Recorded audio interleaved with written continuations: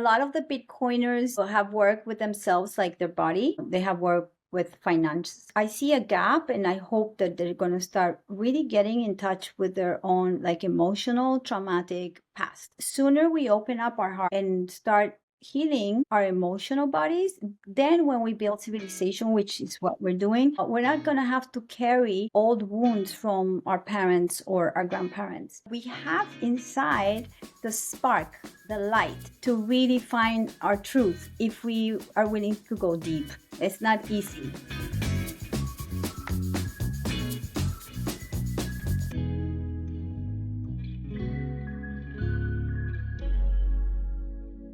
Welcome to Live with Bitcoin, where we delve into the human side of Bitcoin by focusing on Bitcoiners' personal transformations and life stories. I'm your host, Vivian. Thanks for tuning in. If you like and want to support our mission on shining light on the human side of Bitcoin, remember to subscribe to this channel, leave a comment, or send a few sats from link in the description. Today, we're welcoming a guest, Monica Bravo, born in Bogota, Colombia, and is based in Miami Beach. Monica is a multidisciplinary artist and polymath. A first-time author, Monica's book, The Nature of My Reality, explores her journey from disempowerment to self-awareness. Well, thank you, Monica, for joining us. Can't wait to delve into the journey of the journey between disempowerment and self-awareness. That's, I guess, the most epic journey one can ever go on. Yeah, thank you so much for having me. I first encountered your work from Breedlove's podcast, and I'm a longtime fan of astrology, and I'm saying this publicly because I know how many people are probably rolling their eyes right now, and especially Bitcoiners. We're talking about astrology on a Bitcoin podcast, and that was a starting point of me getting acquainted to your work. And you were talking about time and energy, which is the topics that I obsessed with. We met shortly after that, actually, in El Salvador during Adapting Bitcoin, and I got the chance to experience your energy and had the honor to have the book with me today, and we'll be diving into a lot of the topics, The Nature of My Reality by Monica, and I've been really enjoying this book. I want to explore with you what astrology really is and how it can serve as a tool rather than a constraint, and how it relates to the world of Bitcoin and self-sovereignty. So let's start from your personal journey.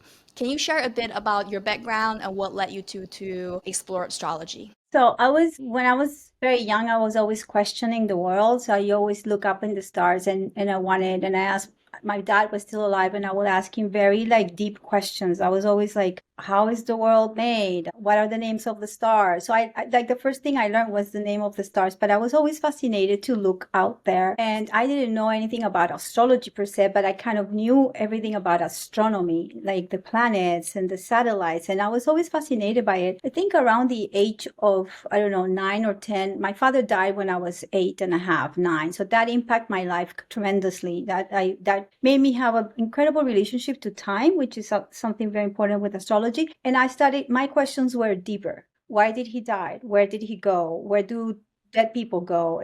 How come I still feel him around? So I was driving everybody crazy with my questions. And I used to be I still are an avid reader, only that right now I like to listen more than read. I remember I was just devouring books, just devouring them. So my mom, she could cope with me. So she subscribed me to like a book club when I was little, and she gave me money so I could buy books. So there's this very big book fair in Bogota that happens around April every year. And for me, it was like waiting for that month to go and get a lot of books. So my mom, she was always working. So we had a driver, not that we were rich or anything, but it was the best way to get the kids to classes and stuff like that. So this driver, which I used to love very much and manipulate like whatever I wanted, I said, we went to the book fair, and I found a guy who was an older man he was an astrologer, and I started asking him questions because I was very fascinated by a book he had that is called The Ephemeris, and it has all the data of all the planets for like a century. And I couldn't believe that you actually could point a place in the planet where they are, and it's a number that defines the place in the sky. And I was very fascinated by that. So to make the long story short, I end up like getting him to give me the book, but I don't have money enough because it's a very expensive book. So I ended up asking him to come with me to my house because my mom has to give him the money. My mom was like, what the hell? I was like, just give him the money. So he gave me the book, and it became a very important book that I would not understand, but I will always open up and kind of like, like look at it and say, please give me all the information. So many years passed by, but I was always fascinated. Then I learned that this thing that I wanted to find out in the stars was called astrology. This is one thing I always do when I don't understand something. I go to the origin of the word. So if you go etymologically to the word astrologos, it has the logic in the stars. So this is the logic or the reasoning of the planets, the stars. And I know right now cannot be, I mean, not for me, but for many people, as you will say, they roll their eyes, is because they don't understand the relationship that we have had. And when I say we, is humanity has had with the stars, a relationship from very early on. Any culture that you go, ancestors that always look to the stars for knowledge, like even the Taoists. I did study with the Taoist people from your culture, and that you can also read time in a different way. You have the I Ching, you have many different ways. You count, for instance, 12 animals. It's the same as the zodiac. And you also have the elements, like 5. So it's all mathematics. At the very end, it's a game of math that is trying to make sense. So the idea of astrology is like you're trying to find the relationships between these bodies that are going around us, and we can see them every now and then. The moon is every 28 days, the sun is every day, 24 hours. Then you can go, Mercury is 88 days, Venus is 224. So people started observing. Obviously at that time there was no social media, so people actually didn't have distraction. So they will look at the star and they will start pointing that star again there, and then they start kind of calculating the time between one placement and the other. And then they started giving meaning to that. So that's when mythology starts coming in, because mythology is something that we have used in order to understand who we are. So we use our images of ourselves. We have storytell, like our ancestors. I mean, probably your grandparents told you stories about the ancestors. My grandparents always told me stories. So it is through the stories that we can relate to one another. So astrology, in a way, is a tool. And it is a language. When people say, I don't believe in astrology, and I said, good for you, because it's not a belief system. You don't have to say, do you believe in French? What do you mean? It's like, do you speak French? Yes. So do you believe in it? No, I know it. And I said, well, it's the same thing with astrology. You know how to read it. Same thing with, like, I love to read financial charts. I'm pretty good at it because I'm good at reading a chart. So you don't say to a trader, do you believe in the chart? You say, well, no, I know how to read it. So because what you're looking is for relationships. So astrology is very relational, because nothing in astrology is static. The sun moves, the earth moves, the moon moves. We're just in constant movement. So what we're trying to track is the relationship of every movement, and then to bring harmonics there, which is the study of the relationships. So there's certain relationships that are more harmonious than others. Let's say when two planets are together, they take their energy and they expand this energy. They make it more like strong. If they're opposite, they're actually confronting each other, like the full moon, and the moon goes to the sun like, yo, and the other, yo. So you can see each other. This is a little bit like Libra. I know you're a Libra. So Libra is about finding harmony. And it's about, how do you find harmony in yourself? You have to reflect yourself onto the other. So this is, you start representing astrology because it has some sort of meaning. Then you have other challenging aspects, which I adore. I adore anything that is challenging. That is the 90 degrees or 45 degrees. That means there's a tension, and it's a critical moment. And if you look at the etymology of crisis and being critical, it's a decision one has to make. So astrology is actually a language that, if you know how to relate to it, and it's not about like, oh, I can't go out because tomorrow Mercury is retrograde. I mean, this is not what I do. It's more like, I'm going through a lot of changes inside of myself. I'm retrospective, I'm reflective, and I want to see, to corroborate if what I'm feeling and I'm experiencing in my life is something that correlates to the movement of the planet. So it has become a way for me to double check that I'm not making things up, that I'm not being influenced by other people, but other than, like, I can see what's going on in relationship to the planet. Why do you think astrology is so oftentimes dismissed? We see this in Bitcoin community too, and there's oftentimes a link between astrology and being superstitious, and why in a different area of order and science and logic are accepted commonly, but when the planets and the stars as a science, as logic, are not the same.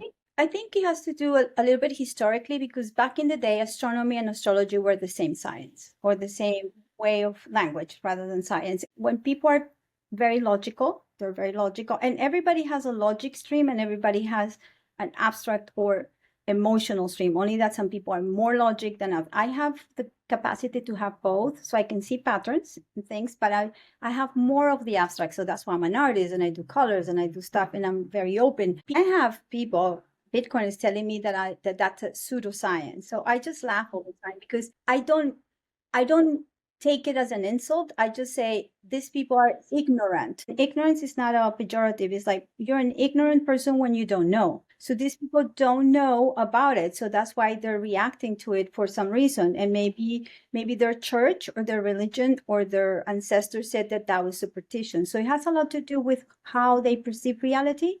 And if their own perception of reality, there's certain things that are superstitious. It's very easy to understand about something. You have to locate it and label it in a place that is comfortable for you. So I think that they do it in a way to feel more comfortable with themselves, because maybe they feel threatened by the idea that there's other things beyond our material life. You're relating to something that is in the unconscious, that's immaterial. It's not like I can touch it. So you say, oh, I have to believe in that, but that's not in the Bible. Oh, so then that is not true. And so I think there's a lot of mystery in what is really something that is accepted socially, like a religion, because religions are social constructs. Philosophy is a social construct. We agree that these philosophers say this, so we're going to abide by that, philosophy. Or we agree that there's this ritual, so we're going to go to church or temple, and we agree to that. But this is something that is agreeable, for it's accepted. That doesn't mean that it's true, because I can be outside of a church, I can be outside of a philosophy, and I can still be breathing and being my own person, right? So I think that astrology is more connected with what Carl Jung called the idea of the integrating the unconscious, because the unconscious is that part of ourselves that we don't know yet. And we're going to have a journey in our lives to try to see what arises, so then we can evolve through crises, or hopefully through good stuff, because we don't want to live in it. So I feel that it's a little bit of ignorance, and my invitation to people is like, be open-minded. I was a very radical person until like 5 years ago. So you will bring some subjects, and I was like, oh, no, that's pure BS. And now I see myself, and I said, what happened to me? I said, I stepped out of my comfort zone, and I started reading different things, studying Bitcoin helped me so much for that, because if I see my life before and now, I was such a different person. It's because I didn't want to get out of my comfort zone. I didn't want to listen to new things. And if you don't want to listen about it, then you're going to say, oh, it's this and that. You judge it. There's a judgment. And unfortunately, people that think that they believe that astrology is a belief system and it's superstition, whatever, they're not relating to it in a way that it can be helpful. It's a tool. For me, it's a tool. So, but I'm not going to convince you, because I'm not trying to convince anybody. So whoever is open to it is great. I stopped being bothered by it. It used to bother me because this is what was happening. I thought that I needed to excuse myself. Now, if people come and say pseudoscience, and I go, all right, like, I'm not going to like this. But other people, like after I was on Breedlove, I had a lot of people calling me. They want to do the chart. So I know that there are more people curious about it than not.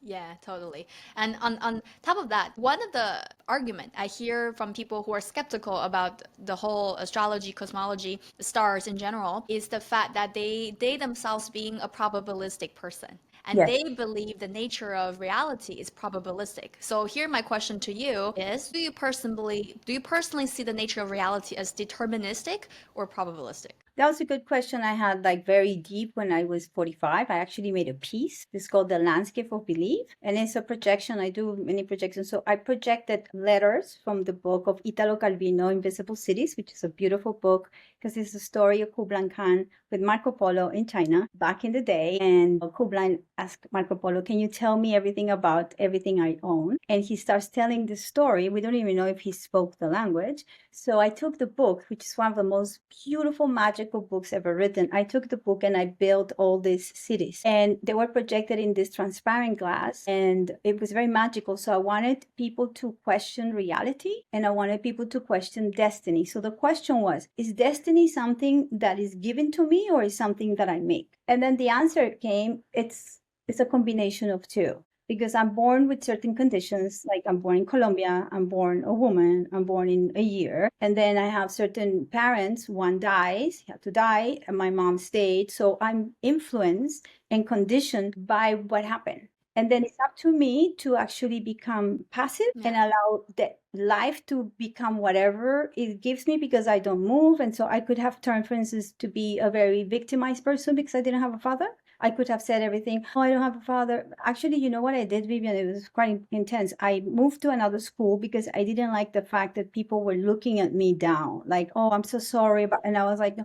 So I actually moved to another school, and I didn't tell anybody for 4 years that my father was dead, because I was a little bit ashamed. Like, I don't want people to treat me. And then somebody said, why are you doing that? And I said, it's good. Like, I was very strong about it. Now I understand I was protecting myself from feeling the pain of growing up without a father. But this is very interesting, because I think that we all have stories that shape us since we're little. So astrology is like you have a toolbox. And when you don't know what you have in the toolbox, you probably start doing many things with your hands. And then you open the toolbox, and then you know that, oh, I had a hammer, I had a spoon, like that. So for me, it's just a toolbox full of tools that if you are aware what you have, then you don't have to go against yourself. Because what happens, unfortunately, we are molded by society. So parents, family, and school tell us that we have, by 18 you have to do that, by 30 you have to do that. But and you and me right now, we know that it's not like that. Like, we're Bitcoiners, so we're not like that.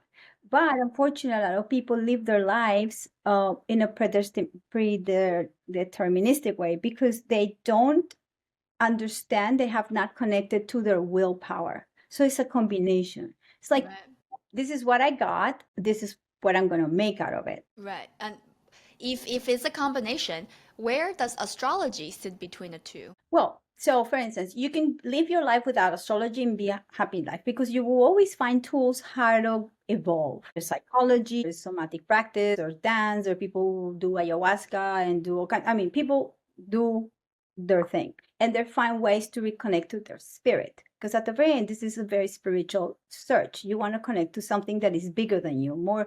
You want to understand what is the direction of your life that you incarnated. So your flesh, but there's something spiritual that comes from source that is telling you, let's do something. Some people don't feel that, I do. So for me, it was very important to understand if I was always doing the right thing. I remember I started having readings very early on, and my question to astrologers, like, am I in the right road? I mean, it's like, no, because if I took the wrong road, tell me.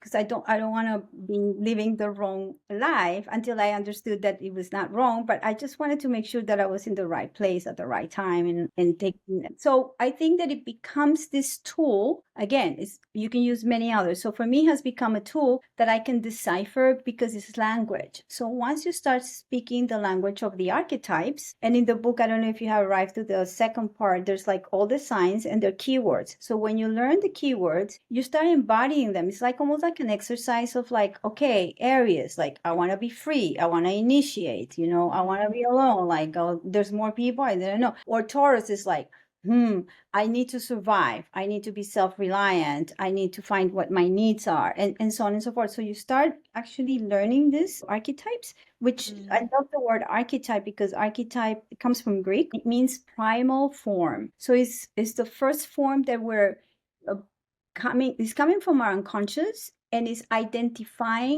helping us identify with something that we're feeling. So that's why mythology has a lot of archetypes, and that's why we start speaking that language. Your chart is very interesting because you're seeking for truth since you were little.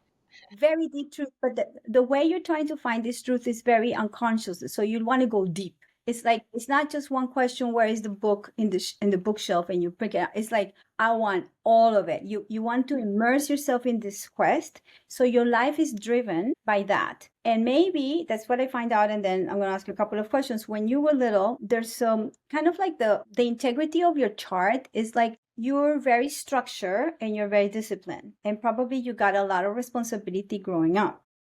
from home, or a lot of expectations from your parents, let's say. But you also have given yourself that ambition and that expectation. So there's something very with a lot of integrity of you that you know you have a path to have to seek, and you know it takes time, but you're willing to do that time. And so part of your chart is to give yourself the time to be free, but give the balance that when you get to wherever you want to go, you will find time for your heart and your family. That's what your chart is in general. You're a traveler, you're a pilgrim that you're going to find, but the most important thing is that what you're searching for is not outside of you. What you're searching is inside of you, and is what is going to give you joy once you find it. But finding it is not the thing, it's being it. Having, Yeah. yes, so that's, Yes, it's being it. My understanding is your birth chart. So everybody, if you know your exact moment of birth and the location of it, and then what you can plug that in, you will get a chart basically demonstrating the relative positions of planets, stars yes, in the moment where you were born, and where do the planets fall in your own kind of little it's a pizza pie. houses Yes, yes, it's a in pie. your little houses, and they're the meaning of these planets being in different houses of yours will embody you with different personalities and characteristics in different areas of your life. So my question here is, if that's the gist of astrology charts and the prediction inside of it, where does this practice sit on the scale of the world being deterministic and probabilistic? Because if you're saying these quality of these planets landing on your house and giving you these traits, that sounds quite deterministic to me. Yes. So, okay, so let's put it this way. It's like, again, we're going to go back to the soul has a desire to evolve, so it decides to come to this planet Earth. And this planet, this dimension is all about proof of work. Any other dimension is not. It's perfect. But this one is proof of work. So if you're going to do proof of work, you have to do work. I Why mean, this one is proof of work and the other ones are not? yeah, exactly. This one, the third dimension is proof of work because it's the only one that we have the willpower, and the willpower is going to give us the alternative to say yes or no. And when you're in the moment of the why, where you have to decide between the crisis moment, your soul, if you're connected to your soul, really what it wants, a desire, is going to choose what is right for you. If you're afraid of confronting that because you're afraid that your parents or your spouse or whatever university is telling you something, then you're going to go against your own desire. Now, so let's say that the chart is giving you a floor plan, but you always have choice. You always have choice. So the plan is like, okay, you have the potential of leaving because you felt like I have to find outside of myself. But let's say that you were afraid of leaving because you're afraid that whatever, like, oh, I don't want to learn English, like that's too big for me or something. There's something else that is not giving you. So you're gonna start living a life that is not yours. And with time, we can see a lot of people right now that are living a life that they're told to use. Like, the NPCs were full of them. A person doesn't become part of that with astrology, but astrology can help you. A lot of people that call me to do the readings, they just want to check. And when they have the readings, like, oh my God, I knew it. And I'm like, of course you have it. You know it. It's there. It's part of your soul journey. What happens is, like, remember, the day you were born, the time you were born is fixed, but you are moving and the planets are moving. So you have a potential, but then as it moves and you move and the planets move, we're evolving at the same time. So there are times where we're going to have a little bit more of hardship because the situations that were harmonious when we were born then become no harmonious. So for instance, my chart is full of like good aspects. Like everything is, hey, we love you, we love you. But then when I was like 45, 50, I was like, what is happening? I had a lot of crises that then because of astrology, I was able to see, okay, so this is my time in my life where I actually have to challenge myself. Mm-hmm. And because of it, I did not go crazy. I could have gone completely cuckoo. So I started using it. And one thing I want to say, the kind of astrology that I do is called evolutionary astrology. So it uses a very Jungian way of reading it, that is with the Trinity. The archetypes are in triad. So the sign, the planet, and the house, which is the position in the pie, they have the same archetype. So you start learning them and then you can make phrases, and that's how you learn. So it's about practice. This is not an astrology that is like, okay, this is what's going to happen. This is like, I have this tendency but there's two choices. I can actually confront it and live like the light side of it, or I can live the shadow of it, because everything is bipolar. We're bipolar, not we're bipolar, we're electromagnetic beings. So we're here to synthesize, and this is very important because it's a third dimension, either or. It's the third way, which is the now. This is when you put things together, you go, in this moment, I'm going to choose this. And that's really where willpower becomes important, because people say, oh, but I have my moon in Scorpio, so I can be very harsh. And I said, well, yeah, maybe when I was little and I didn't know how to be nice, I was a very harsh person, but now I know that I can be very giving and compassionate and a lot of stuff, because I decide to take the energy that is the light side of the archetype. Right, right. And there's a lot of self-discipline into it, because if you're in tune of all this energy and you know your chart and you're like, oh, I'm a Scorpio or I'm a Libra, I'm this because of this. And if you're like using it as an excuse Never. and say that, oh, I am this, so that I'm this, so I'm not gonna change and you should change for me, because you can't use astrology this way. No. That's counterproductive.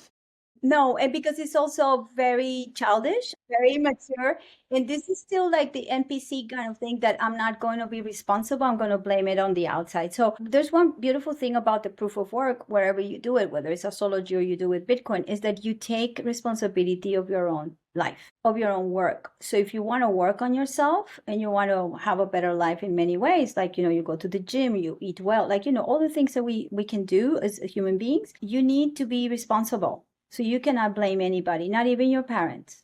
Because sometimes you go like, Mom, before I major in this, I was still very upset about certain things. But then it took me, my heart opened so much when I realized that my mom did the best she could under the circumstances of losing her husband very young and all of that. And she used to say this to me, I don't think that if your father was alive, you could have done what you did, because he was a very, yeah, I was completely crazy. So I know with astrology that he was meant to be this image that is very blurry for me, because I remember him, but I'm almost sure that everything that I remember I made up. And if you look in astrology, my father, which is Saturn, is in Pisces, which is very foggy. So I have a very foggy idea of him. And so you can look at these archetypes in the chart and you go, oh, of course I have that. Like, it's not defining me, Yeah. but it's making me understand. Right, right. And then I want to ask you about the relationship through the lens of astrology. What is the relationship between potential and actualization? Because if we think about potential, and a lot of the astrology traits that we're talking about are in a category of potential. Like there's a potential that you could be doing this because you have these conditions. Mhm. And for us to wanting to achieve something, like you first have to have that potential. And but what as individuals, how do we view the gap between potential and actualization to guide ourselves to shorten the gap and be Yeah, I get it. So let's look at the word potential. So potential is related to potent and to power. Okay. So if you want to see what is the powerless part of your chart, you look at Pluto, and Pluto is generational. Pluto takes 10 years, 15 years, 20 years to move. So you belong to the generation of Pluto in Sagittarius. You're very, very beginning. So your generation, which is already at this point like Gen Z, right? Because of, I mean, although you could say, oh, I'm a millennial. Yeah, no. You are Pluto in Sag. So your generation is powerless in the what is the meaning of things. And you're born in a situation of where the world is lost its meaning. It completely lost its meaning. So you grow up and 20 years later it's like, guys, what's going on here? Like even in your culture, like, what is China? What's the old and what's the new? It's like, are we communists or are we capitalists? But where's the people doing Tai Chi? You know what I mean? It's like, it doesn't make sense. Okay, I'm going to go to another country because I'm going to have a better way of making sense of that. yeah. So, so this is the generation that they're questioning meaning. The millennials, which I really identify a lot with them, are questioning, they are powerless in terms of evolution. And they came here to really pull everything together and push it to a place that it's going to be what they're doing. I mean, most of the Bitcoiners are really coming from that generation. They're confronting with a lot of fear everything, all the ghost, everything like that. And they really want to move it to the next level. So they're very fearless. I'm not saying everybody is, because there's a choice. Maybe some people say it's like, "Oh, I don't want to deal with finding what the truth is, so I'm gonna just scroll and that's my truth." Or the millennials that says, "I don't care about money, whatever. I'm just gonna have this job and it's gonna be okay." So because you have that choice. So the individuation path is something that again is individual. So the individual decides that it's going to evolve and is willing to do certain things to integrate what is not there yet. So we have to see a little bit the idea of the self and the idea of the self is the completion of everything, but we only see ourselves through the lens of our ego. And it's very important to understand the ego because it has such a bad rep. People think that the word ego is a bad one. No, ego in Greek means ego, which means I. Egoim is like I am. So I can't see the world, I cannot perceive it other than with my eyes, other than through my education that I had, the language that I speak. So we are perceiving the world through our eyes. Now, what happens is this: when you become aware that there are others, like, you're 3 years old and then you have a little brother and you don't want to have a little brother because your world was your mom, Yeah. most likely in your dad. So what do you do with your brother? You kick him. I don't know why there are no more babies that are dead by the older siblings. You hit that baby, you hate the baby because you start realizing you're not alone. And so this is super important in relationships about trying to find our own way. Individuation is that you start finding that the way to integrate what your journey is through relationships. So you attract that exactly that you need to learn. Oh my God, I love you. Yeah, me too. And then you start looking at this person, and then 7 years later, it's like, I hate this. It's because you have not integrated. So relationships help so much to mirror what we need to see in ourselves. But I wish that people think of relationship more like that and less like Happy Valentine's Day, because that's what people think is like that. Relationships are the most important thing. And I'm going to say something here. Relationship is not just romantic. It's relationship with everything, with your food, with your computer, with your sleep, with anything, situations, persons, and things are here to mirror your behavior so you start seeing yourself in another way, like from outside. And when you integrate it, that's what Carl Jung calls individuation, which is you become responsible of your path. Wow. And I find some similarities between what you just said and then with Bitcoin, because what Bitcoin is to us, it's to provide the starting point of having Bitcoiners think about what is my relationship with money in Mhm, general. mhm. And then that school of thought can progress in a way that now I've thought about my relationship with money. And once I thought about that, then my whole life kind of changed because I realized everything's a lie. And if I just thought about this one relationship with money and this much has changed, what if I start thinking about my relationship with more things, like with Yes, food, yes. with friends, with parents, with family, with So spouse? this is important because you see, money at this point, we think of money like, okay, sound money, the one that it doesn't have any value in the bank, the fiat money, but we know that there's other money. And we think of it materially because it's going to give us the way to acquire what we need. So let's go back to before we think about money, human beings, we have to think about essential needs. We need shelter and we need food, period. That's what we need. And then eventually we need to talk to the neighbor, or we need a hug from our parent, or we need a ball to play outside. And then we need to mate so we can have procreate. And then you need to be successful. So all these steps that you have is like the journey of the human being. Now, the essential needs is a very big priority because without the priority of like knowing what you need, you cannot value your life. And this is something I'm going to talk about a little bit later about Austrian economics that for me really makes sense. Is like the most important thing that we have that is scarce is time. And I know this because my father died when I was young. So I know exactly what it means. It's like no brainer, of course, because I wish I had him for more time. He didn't. So that's what I have to accept. Now, what happens with the essential needs is that once you start relating to them, then your life becomes with different values. And those values are going to give you meaning. When you acquire values, you give meaning to it, and so your lifestyle becomes a completely different thing. It's like when you find like a religion, and people say, "Oh, you guys should come to the religion of Bitcoin." Yeah, okay, and then you do the Bitcoin religion, and then everybody's like, "Oh, but all Bitcoiners are taking care of their health," and it's like, it's because it makes sense. It's not because we're copying each other. It's like if you're taking care of your essential needs, then you start seeing like, maybe I'm eating shit, maybe I'm not really exercising, maybe. So at the very end, it starts being meaningful. Meaning comes when you know what your values are, and your values are important when you know what you need. So needs, values, and meaning, super important in life. Yeah. So things that you, in the astrology, essential needs is Taurus or Venus, values is the same, and meaning is Jupiter, Sagittarius. It's like, then you can find philosophy of this, and then you can write books about the meaning of life, Yeah. right? Yeah. Meanings, values, it's the rabbit hole of its own, right? Yeah, yeah. But then it's a combination, because a lot of people like to find meaning in other ideas. Like you see everybody who's protesting. So they're, oh my God, these people are dying. But then you ask them about their own needs. They have no needs, because they actually became more connected to the needs of society. And this is the difference with Bitcoiners. We cannot fix society until we don't fix our own thing. Nobody's going to take care of me. We can be friends forever. And if I don't stack sats, and you stock a lot, you're not going to start saying, don't worry, Monica, if something happens, I'm going to give you half of my pile. No, you're not going to do that. And I don't expect that. You know what I mean? So it is a very responsible thing. And that is the planet Saturn in Capricorn is all about responsibility. It's about authority. It's about maturation. It's about like grow up. That's really that archetype I love the most. Right, right. And out of all of the charts that you've read, I guess among Bitcoiners, have you seen any similarities or common trends among Yeah. Bitcoiners in their Yeah. charts? Yes, it's amazing. I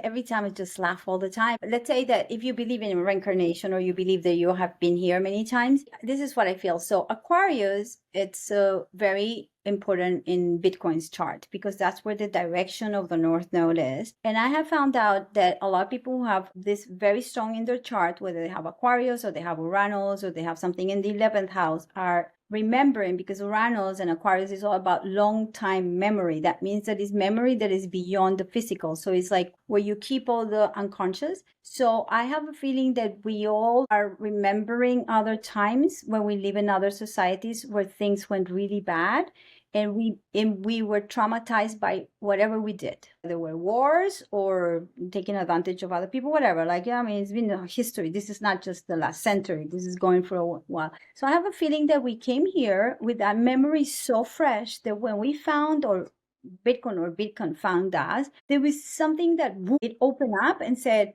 I have something to do that is not going to be only good for me, but for the collective, because Bitcoin is very collective. It is very responsible, but we're thinking about bettering the world, bettering civilization. It's not like, okay, I'm going to take my stack and go to the mountain and not care. No, actually, you need the others. You need community. You need to teach other people.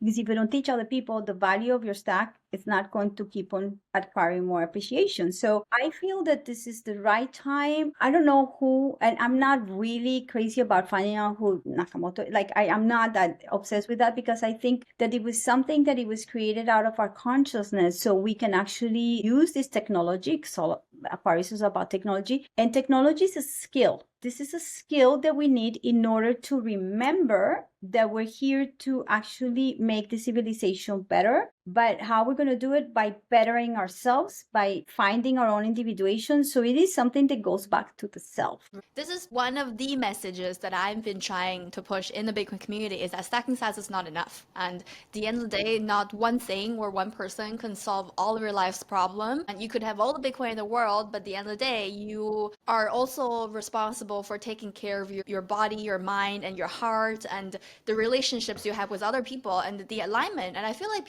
we're going through a lot of existential crisis in our society right now on a global scale, and it's like regardless of age. And today people don't just go through a midlife crisis or a puberty, and that was it. Like today, everybody, regardless of your age, where are you, and your race and gender, everybody seems like a little bit of a soul. I see something in the Bitcoin space. I mean, I've been kind of really in it in the last 2 years for full. Before I started stacking before, but I decided, okay, I'm ready to go out. I feel that, and this is where I feel like my role could be. I feel like I could be like a bridge because I understand certain languages, and but it changes because I don't want to be defined by one thing. I feel that a lot of the Bitcoiners have worked with themselves, like their body. They have worked with finance, finance, they have their families and stuff like that. But I see a gap, and I hope that they're going to start really getting in touch with their own like emotional, traumatic past. We are all traumatized in this society. There's not one single person that has not gone through whatever, any country trauma, family trauma. So the sooner we open up our heart and start healing our emotional bodies, then when we build civilization, which is what we're doing, we're not going to have to carry old wounds from our parents or our grandparents. So that for me, that's why in Salvador, I was trying to, that conversation was a little bit more about mythology and how can you connect to that part that is so important that we all have, where we feel that either we're wounded or we feel that we're not doing the right thing and we're punished, but we have inside the spark, the light to really find our truth if we are willing to go deep. It's not easy. To be Bitcoin, you have to do the work every time. Yeah, have to be brutally honest with ourselves. Yeah. And that means facing certain things and getting over things and not running away from it to start with. So it's right, Yeah, it's confrontation, exactly. confront your fear. And this is one thing I learned, like I like to confront my fears, and I treat them in a very like funny way. I can be very childish sometimes, like, or childlike. So I treat fear like if it's like a little toy, and I said, oh, you want to play with me, let's come play. But it's interesting because when I treat it with tenderness and with this kind of joy that I'm 5 years old, the fear always goes away. And so I treat my emotions like that. And I learned all these techniques with my Zen teacher, Thich Nhat Hanh. He's from Thailand. And he taught me how to treat my emotions, the 5 emotions, with like this whimsical way of like talking to them, whether it was joy, fear, anxiety, sadness, anger. My favorite emotion was always anger. I was the angry kid. So now it's like I can feel it in my body because I've done a lot of that work, and I know when like something is frustrating me. Take a deep breath, and I call myself like my mom used to call me when I was little, like Moniquita, like what's happening? And I go, and I said, you want to go for a walk? It's like if I was 5. And so then I treat myself like that. And then I come back and I go, and my voice is like, yeah, I understand. That's frustrating. And I go, yeah, it is. And so I give myself that space, and the emotion goes, because in the past, what I used to do, I used to snap. And if I was angry at something and you were in front, I will be very rude to you. So it's a little bit of work, but I managed to do it. Yeah. For sure, for sure. So you said there's a lot of like Aquarius energy in Bitcoiners charts that you find there's a commonality or a trend. Like what does it mean? Like what quality does it give to a person? Like do they particularly long for community, or do they have a more a pursuit for anything that you can see from So for Bitcoiners? instance, Aquarius is anachronic. It's beyond time. Saturn, which is before, it's all about time. It's about maturation. It's still living in the realm of material. Uranus is like, I'm sorry, I don't believe in that kind of time. Like I don't believe in that kind of time. So I'm gonna do my own timing. And it's usually accelerated forward, and it can see the future. So it's a visioner. Aquarius is about vision because it's not so related to the now. It's always looking for another way of doing things. So that's why technology is so attached to Aquarius, because technology at the very end is a skill that you do something and you use a device to do something. Technology is very attached to Aquarius. Now it's also Aquarius is, or Uranus is about trauma. So it's about shocks, sudden, disrupt. You see, for instance, Donald Trump, he has a lot of Aquarius in his chart, and he is bringing forth a lot of disruption. I'm not talking about him, but I'm talking about his energy. Elon has a lot of Aquarius. He's bringing forth that. Sefirdian has Aquarius. Like, I mean, I can tell you everybody, oh, Breedlove, my God, he's so Aquarian. It's like, they're just trailblazers. They're just going ahead. What is important in Aquarius is like the vision is more important than anything else. So you're a visionary is because you can see beyond now. And if people come and say that's not going to work, you go back and go, what are you talking about? I'm already there, like in my Yeah. head, right? So that's one of the aspects that I see. Obviously, not everybody has to be born in February or not only because in the chart I can find, like for instance, you do have, let me just check, you have something Aquarius. I think it's Uranus, which is the planet of yeah, you have Uranus at 0 degrees Aquarius. I mean, that makes you part of that generation that has the planet and the sign, and you have it in the second house. So for you, freedom is very important Yeah. because that's Yeah. what you give value Yeah. to, but really came here and so you're connected. When you heard about Bitcoin, when you understood Bitcoin, you said, oh, this is going to be my channel, this is how I'm going to do it. So you see, you start identifying with certain things that then you do. And another thing is very important about Aquarius is like the contrary of Aquarius is Leo, it's the sun. So the sun is the celestial body that gives us light, so it's the most important. Without light, we're dead. But we all have a part of ourselves. We all have a parts of ourselves that want to shine and we want to express and have joy. So the contrary of Aquarius is the sun. So in order for you to be able to fulfill like independence and all that, you have to be authentic. You can't be following the other sheeps in the thing. So it is imperative that, because Aquarius is also about collective. But the thing is this, is like if you have found who you are, what you want, and you're authentic, then the people you're going to attract and resonate are people who are also authentic. And then that's how Aquarius is going to build a new civilization with based people who are grounded, based, independent. Interesting. Interesting.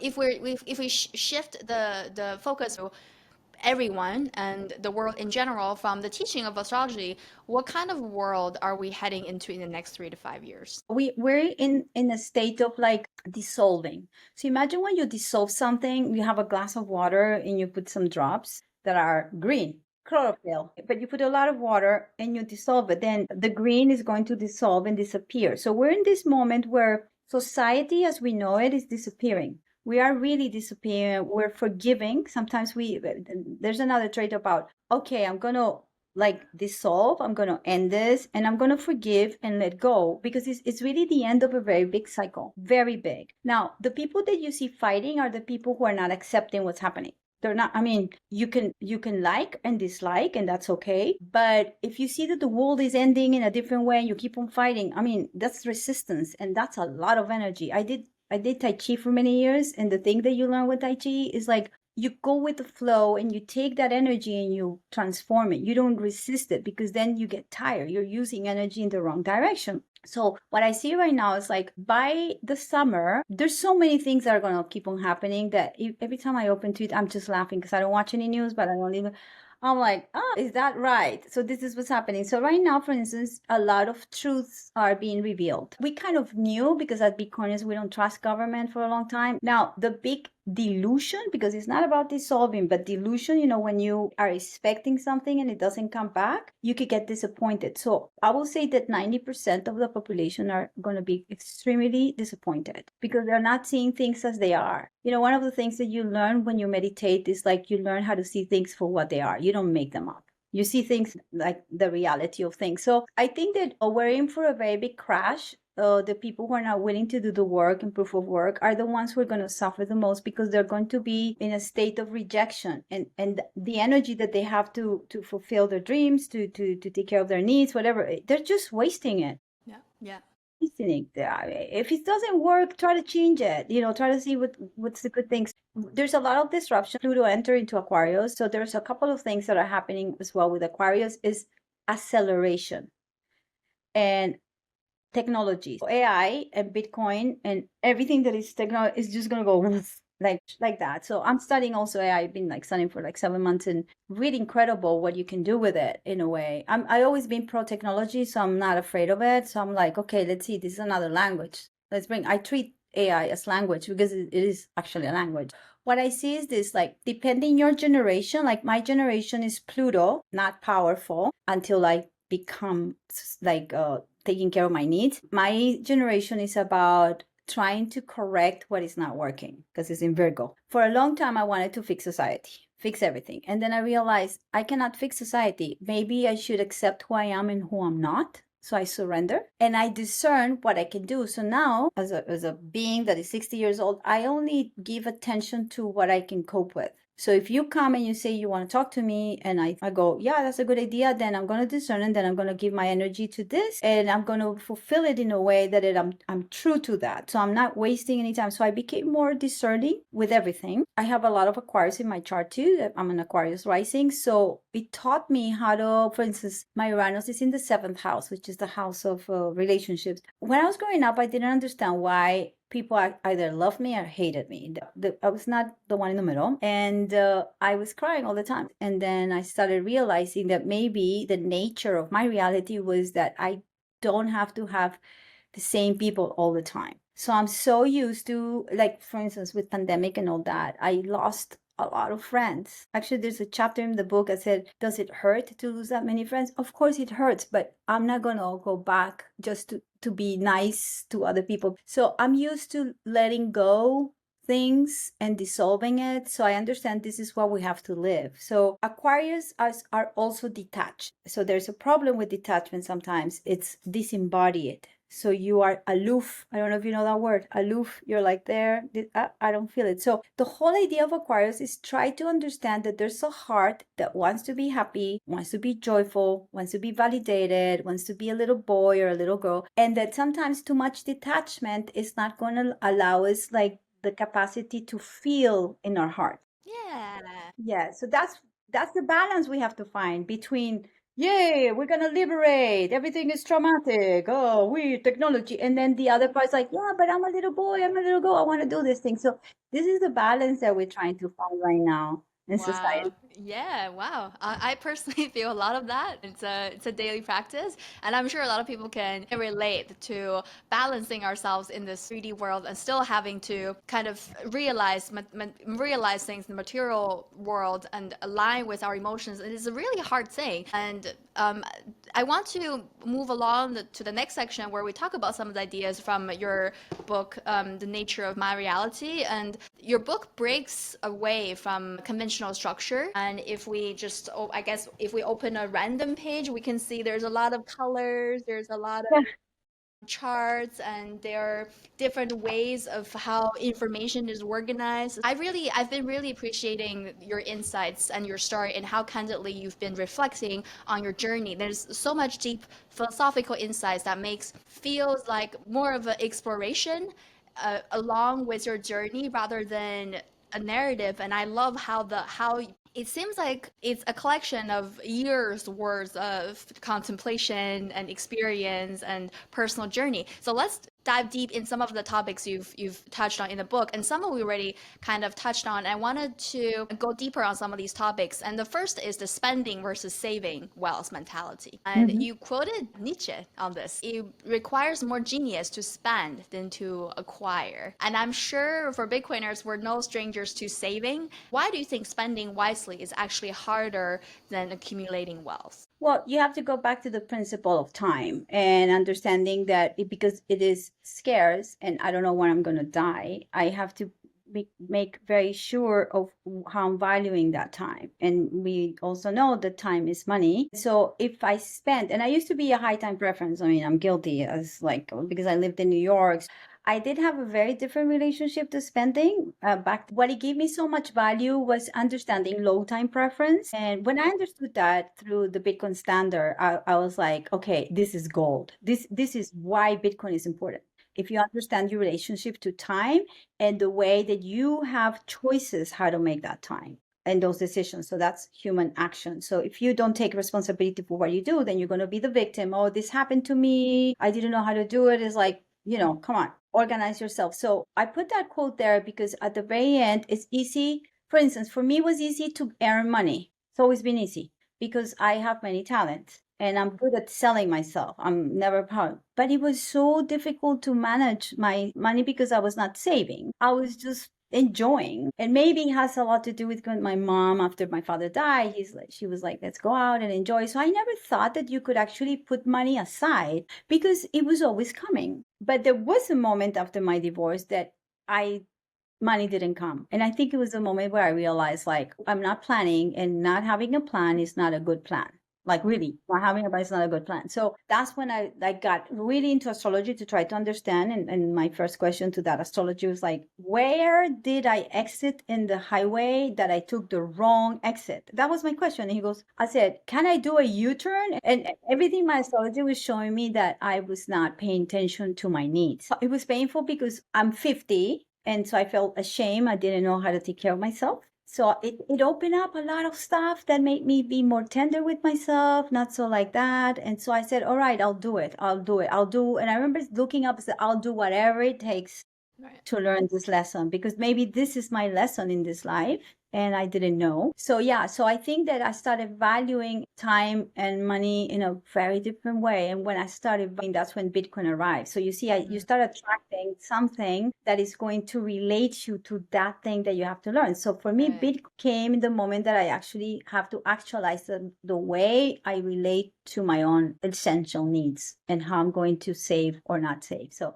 there's another chapter that says like, there's no savings because I didn't have any. I didn't know what that was. Yeah. Right, right. The habit of spending, like spending wisely, there are different elements to that question, right? You have to know what to spend on to begin with, and that goes back to who you are as a person. Like that goes back to value and goes back to Yes. self-awareness and And being, being conscious about what's going on with you as a person. there's a word that I love is invest. It's a Latin word that means to be dressed up. So when you want to invest in something, you're taking the shape and you're like kind of embodying this. So I used to invest a lot in my work. Like I will sell artwork, and I will say something for $20,000. I will spend 19,999 in the next work. Never save. And so, and I used to create very expensive stuff. By the end of many years, I realized I had a lot of storage with things that they did sell, other things they didn't sell. And there I am like paying storage. And I said like, how come I didn't make that math? Because I didn't have a relationship that understood where I was like debasing my own time. It was not, it was even beyond inflation. I was inflating also my own self because I was not valuing. I was just producing, producing, producing. And it's funny, I became an artist that only does commissions because when I understood the value and scarcity, I said, I don't want to have anything available. So if you want me, you have to pay me in advance. You have to wait for my timing. You have to pay me a proposal thing. And people are like, oh my God. And I'm like, I had to shift it because otherwise, if you have 100 things in the storage, you're always paying for that thing. So it was a very important learning. And because it is so important in my chart is all about value. It's all about value. That's why I'm so connected to Austrian economics and like three axioms that I really love. Mm. One is low time preference. The other one is human action. And the third one is nonviolence. It's very important. So I kind of always play around those three, and there are more axioms, but these are the ones that I feel so connected. Nonviolence for me is important because I grew up in a country with a lot of violence, and understanding that if I respect my property and the property of the others, then we can actually collaborate. And because of COVID as well, I felt like I was violated because I was asked to do something against me. So that's when I went like, I really have to understand natural law and what I have to protect. For you personally, what was the most challenging thing when you were making the transition from a really extra lifestyle and overspending to returning to something that's more essential and perhaps probably more minimalistic? What was the biggest challenge in that process? I think that what happened was like there was a moment of when I got a divorce and things were not like my life was kind of like dissolving like we are right now with the world. Like everything was crumbling down. So the moment that I surrendered that this is what's happening, because I was like, no, it's not happening. I was trying to fix it. And then one day I actually went to the sea I was living still in New York, but my sister lives not far away. And I went to the sea and I went in and I said, what shall I do? And the sea said to me, you have to surrender. And I remember going like, I already surrendered. No, you haven't. And I said, okay, so what does that mean? So I was meditating for months about what does it mean to just, because surrendering is not the same as giving up. So I said, okay, I'm going to start pushing something that is not working anymore. And so I remember my intention was like, okay, tell me when to leave and where to go. So I did leave New York, and I don't think it became a challenge because it was something that what was challenging was the crisis. But once I made the decision, everything started falling into place. So I had a dream in 2020 that I should come to Miami. And I remember I woke up in the middle of the dream. It's like, I don't want to drive. Don't worry. You can live in Miami Beach. And I was like, okay, when? And it's 3 weeks. 3 weeks? Okay. So I packed. So there was no challenge. Actually, everything started really working for me when I moved to Miami. But it was not Miami, it was my attitude that I said, and that's when I started studying Bitcoin, Austrian economy. Like, so everything started make sense. And that's why I say for me, Bitcoin is a state of consciousness because it synthesized everything I've done before. It gave me all the meaning in the world. It's in Bitcoin. But Bitcoin has many levels. Right, right. And I have this very quote on my note. Like many guests on this show have been asked the question of what is Bitcoin to you, and we've heard all sorts of answers. And for you, you shared in the book that Bitcoin is a state of consciousness. That's a bold claim. Like, why do you think this is the case for you, and how does it manifest in your life? So you see, consciousness means awareness. So when you give light to something, you become aware of it. So for me, consciousness is the state that I am, that I have been slowly giving light to things that are automatic or habits or in my unconscious. And because I've been doing work, meditation, and astrology and all this, I'm always looking for those things that I can put light to. So they reveal themselves, and then I can use them as something that emerges for something new. So because let's say Bitcoin came into my life when I was 50 something, I had already done so many turns that when it came to me, I was able to understand the profound thing that had just happened. So I was like, this is a state of consciousness because I'm so conscious about every other level in my life. The gift that is giving me. So that's why for me, cannot be, oh, it's only economic. It's like everything, yeah. Wow. So it's like kind of like the middle piece of the puzzle where when you found it in the middle of the street when you're just walking outside, first you need to know enough of your existing puzzle to recognize that that's the one. Yes. And Yes. that's a thing by itself. Yeah, because you can walk another day in another street and you don't see it. And but I'm also not looking for it. I'm just like, okay, I'm dealing with life. And then all of a sudden it's like, oh my God, look at this. Then having that relationship with Bitcoin from the very beginning, that it was this like, I actually do a lot of intentional work. I wanted to do. Oftentimes it comes down to leap of faith, and taking a leap of faith is one of my favorite topics, at least, to discuss on this show with many guests, because regardless of your circumstances and life stages and gender and just general things about everybody, like there are gonna be times where there's a place you want to go, but you have fear and doubt, but you really want to go there. And it comes down to leap of faith. And oftentimes, even we feel like we're prepared, and we can never be fully prepared for anything, really. So it always really, if we really think about it, it always comes down to leap of faith, regardless.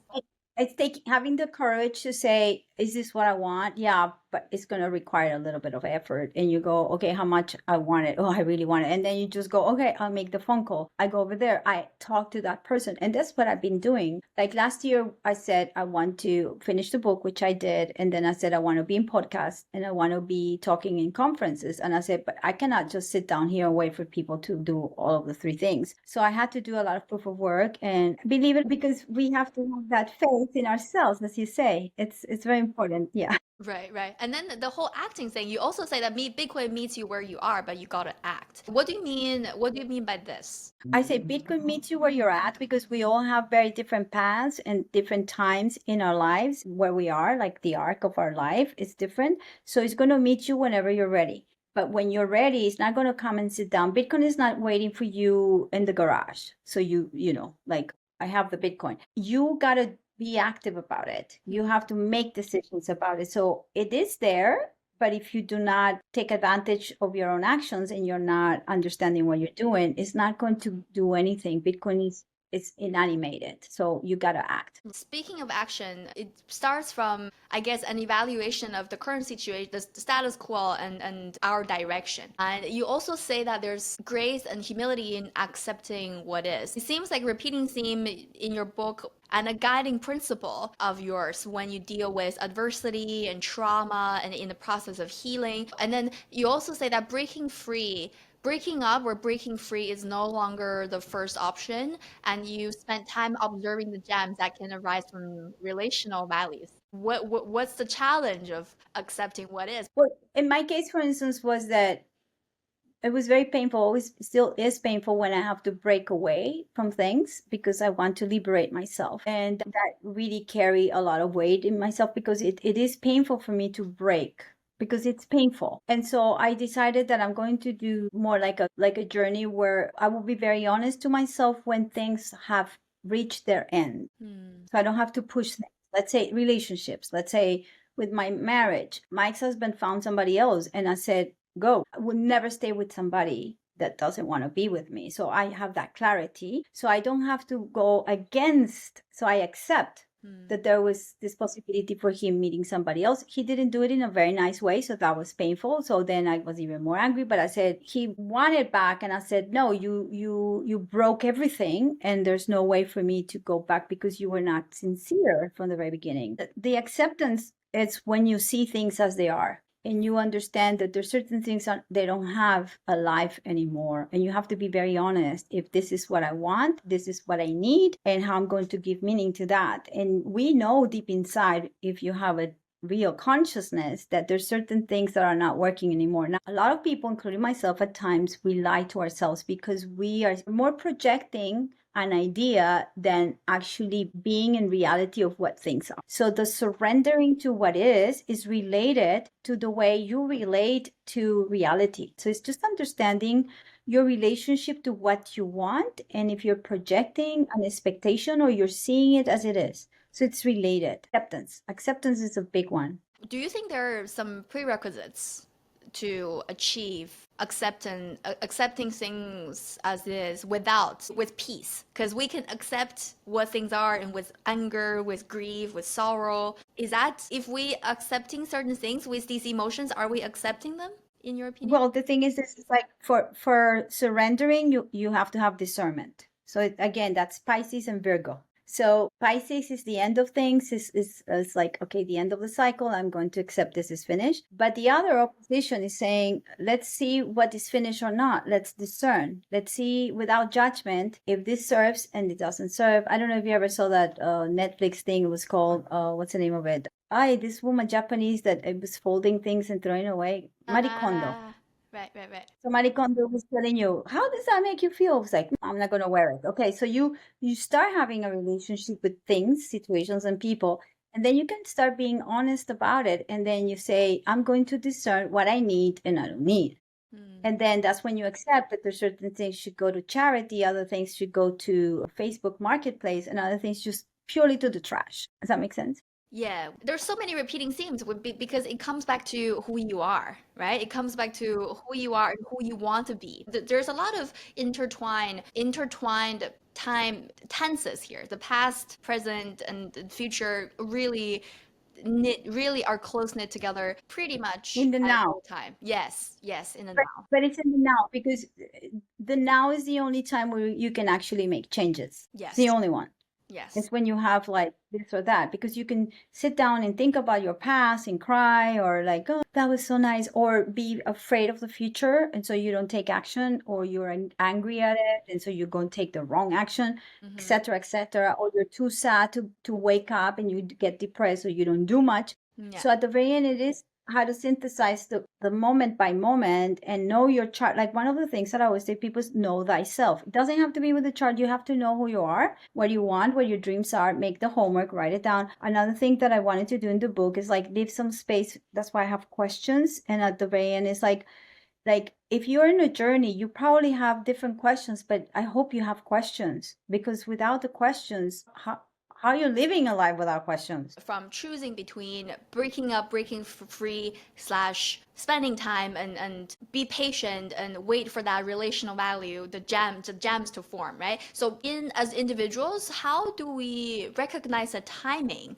to know when do I stay and when do I go? So when, because sometimes if we stay and we observe, have patience, so the situation is going to lead to growth and clear out the chaotic path by itself. But there are times where it's okay to quit. There are times that we should quit so we can start fresh soon. So as individuals, do you have a guideline where you personally discern when to stay and when to? Yeah. I, I would say let's do your chart and find out what your authority is. Like in your chart in human design, like you are deciding a lot of things through speaking things up and you're talking to me, you get answers. That's why you're questioning things. That's your authorities. Like you become aware of yourself when you question things and you're very methodic about it. Like that. Me, I have to wait for cycles of time because I'm an emotional being. And so I have to wait. Sometimes, like, there's no one way. It's like, let's go and look at your chart and see how you're made and what are your tools. So I can tell you what your tools that probably you already know you have, but these are the tools. And then you can start using them. That's why I think that astrology and human design becomes such a great tool because then you're not mimicking reading a book and copying the book. And again, I wrote this in the book. This is not a manual of how to do it. This is showing you that I did it. Now you go and do yourself. Right. For you, for instance, because of your chart, I'm looking at it. So you always have a question between the I am and the other. You're always, you're very mindful about the other, which is part of your path. Now, because you're a seeker of truth, what I would say that it will be your answer is like, go and do it and find out. You only find out with experience. You can read all the books and the books are not going to give you the answer. It is the journey. You're a pilgrim. It's a journey that you have to embody to be your own person and then find that balance with the rest of the world. And when you are aligned with that, you're good. If you are misaligned because you start paying more attention about others and you don't have leverage about your needs, you already know deep inside, this is not my path. So you start getting to know you and then you start becoming aware of how you're relating to things because that's how we do it. So yeah, that's what I see. You're very independent. You love freedom, but you're also very strategic in a good way. For you, time is very important and structure, and you need the structure in order to expand yourself. So you have very good qualities there. That's nice. I imagine different people based on their circumstances, upbringing, and personalities, and more fundamental things beneath all these layers, they would have their way of understanding the world that would particularly work for them. Let's say that I find somebody else who was born the same day, the same hour, and they are, I don't know, in the middle of Africa. You both will have the same tendencies, but they will be developed very differently based on the conditions of your families and then what you chose. You will have similar stuff. I actually have a story very interesting. I met when I was 30, I met somebody who was born the same day as I was, a few hours before, and we became lovers. And it was like being together with my other self. It was beautiful. I fell in love with myself just being with him. But obviously, we were so connected that we couldn't grow because he was like, oh, you're great. Oh, you're great. Oh my God, you're so great. No, you're better like that. And we're still very good friends. It's interesting because the way his life was chosen, very different circumstances, and he chose different things. He was an artist. Actually, because of him, I became an artist because he was very successful and I saw what he was doing and he didn't go to art school and he gave me the idea of like I can do it by myself. So he was an inspiration in my life. He was, because I Wow. saw my potential. He was so much like many things. I was like, oh, if he did it, I can do it. But very different circumstances. You know, he was a man, I was a woman, he was living, he was one other country, stuff like that. So that gave me so much parameters that it doesn't matter if you're even twins, they're born, but you always have willpower. So Yeah. it depends on what you relate to your own decision making. Human action, again, so important. Human action for me is one of my favorite things. By interacting with others and having relationship with the external world, everything can be used as a mirror to understand the type of person we are and our needs. So let's seize it and make this life our best life and cherish all of the relationship we have, because that's what matters. And thank you so much, Monica, for sharing with us your journey and insights. This is another episode of Life with Bitcoin. I'm your host, Vivian, and I will see you in another one.